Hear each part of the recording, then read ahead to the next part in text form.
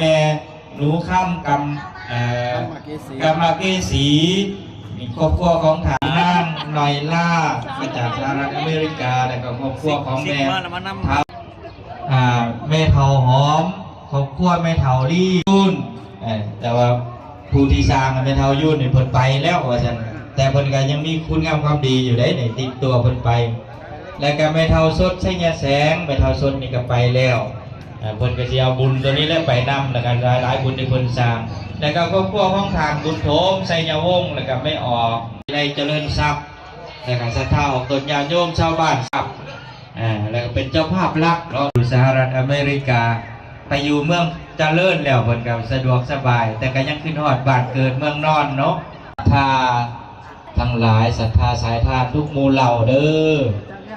ทางเอาทั้งหลายนี่แหละช่วยกันญาติโยมคนละ10คนละ5เป็นบริวารนำเพิ่นและก็มีญาติทานบุญเป็นเจ้าภาพอยู่ในนี่แล้วกันนะขออภัยลืมชื่อพระเดชพระคุณประธานให้เพิ่มต้น